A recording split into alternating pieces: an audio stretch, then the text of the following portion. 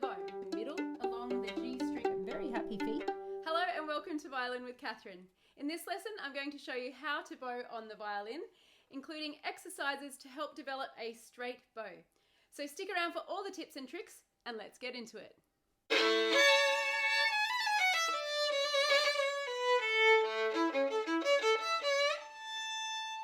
Like in my video, How to Hold the Violin, I like to get students to hold their imaginary violin and bow first to get the arms into the correct position. From there, we're going to jump over to the wall. We're going to work on an exercise to help develop the correct direction for the bow arm. So I've just got a piece of A4 paper here. I'm just going to stick it to the wall with masking tape, nothing too fancy. I just need to make sure it's about shoulder height, really. I'll pop it there.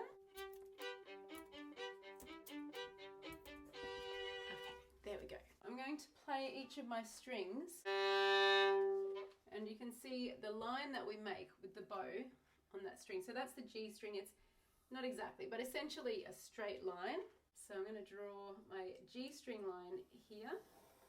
With young students, I actually get students to choose a color for each string. So we would actually put the color of that string when we draw this. So this is our G string. We can write G up the top there. So the next string is our D string. So the line is quite different. D, A string, and finally the E string.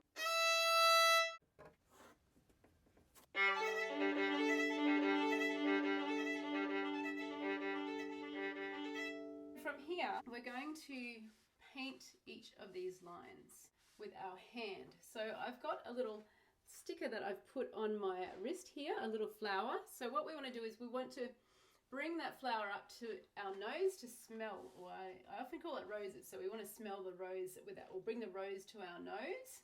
So starting from the starting point here, my feet are on about a 45-degree angle to the wall.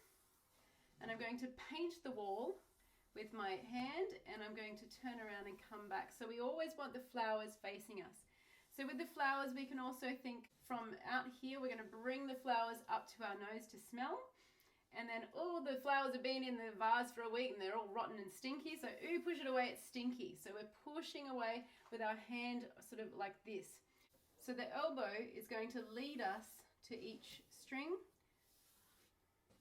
So this exercise is to develop the correct arm motion.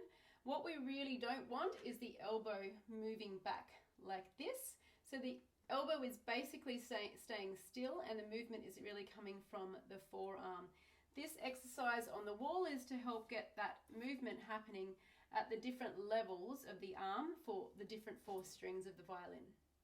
Okay, so I've also got this little spot that I use with a lot of students to stand on the floor. It's actually just from IKEA. It's just a little chair topper. So what I do, I often get students to stand on them, and whichever way the little circle is facing, that's the way I tell them to face. It's quite handy when I want them to move around in different directions rather than having to do it. I just go hop off the spot, turn the spot, put it where I want it, and then they hop back on it.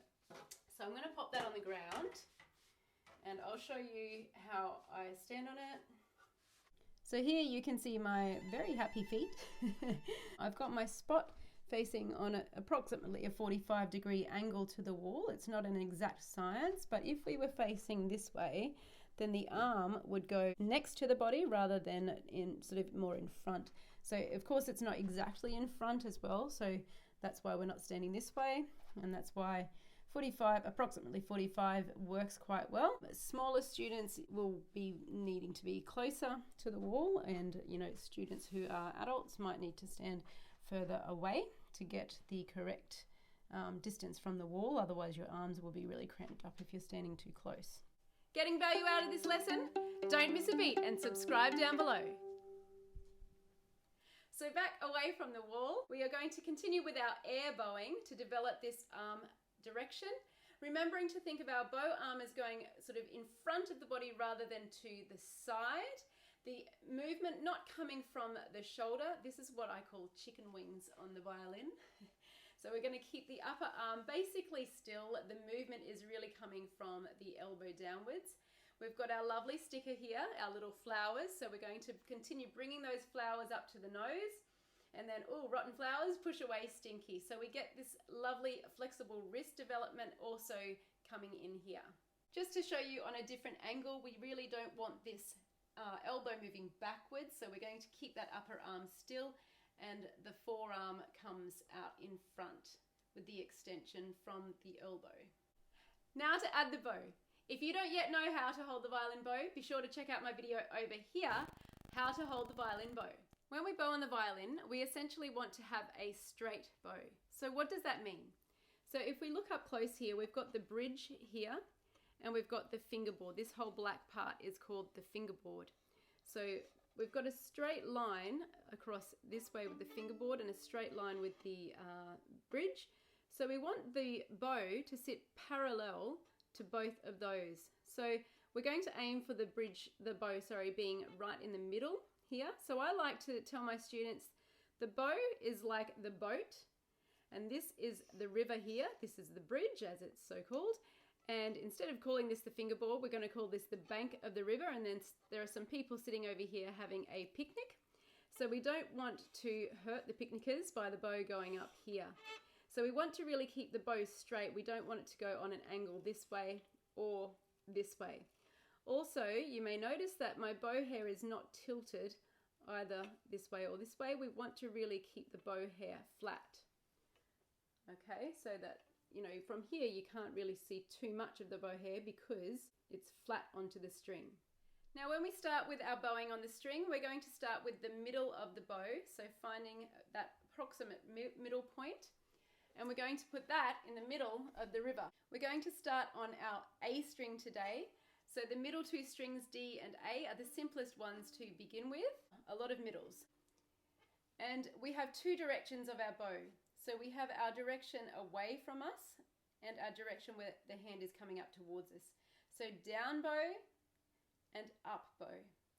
So we're going to start always with a down bow. Not always in the future, but for beginners, we will always start with a down bow. Down bow is the strongest bow to begin with. So down, stop, up, stop, down, stop, up, stop. So we don't need to worry too much about the flex in the wrist at this stage. For beginning, we really want to just make sure that our bow is straight on the string and flat. The bow hair is flat and just get the movement happening. Now for some students, this movement is quite simple and comes quite easily. For other students, they need to spend a little bit more time on this foundation movement before developing into slightly longer bows. So after starting with our little bows, we're getting into slightly longer bows. Now once you get comfortable with this, you can also just try and join them together a little bit more smoothly. When you're comfortable with this level, we can start to develop into longer bows. And this is where we will use a little bit more of that flex in the wrist to help us keep a nice straight bow as we go all the way down and up.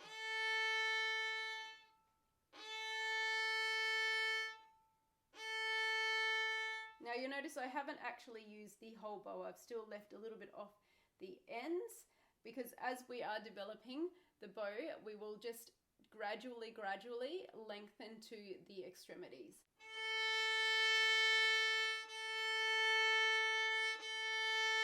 Now you'll also notice that I'm standing side on to the camera.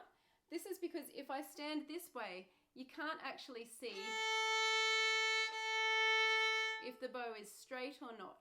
It's really advisable to practice in front of a mirror and stand side on just like I am here, because then you can see if you do chicken wings like that, the bow is not straight.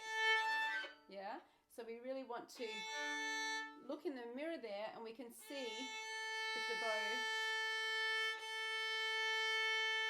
is staying parallel between the bridge and the fingerboard. So there's one more exercise that I actually remember learning when I was a little girl.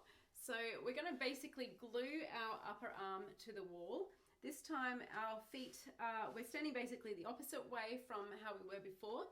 And this is to avoid doing those chicken wings. So moving the elbow back and forward like this. So this is just to help keeping that elbow still. It's a little bit more stiff doing this, but you can actually do this with the violin just to help really notice if you're actually trying to move that elbow backwards. It's also a little hard to do really full bows with this, but again, it's just an exercise to help develop the awareness of that elbow movement.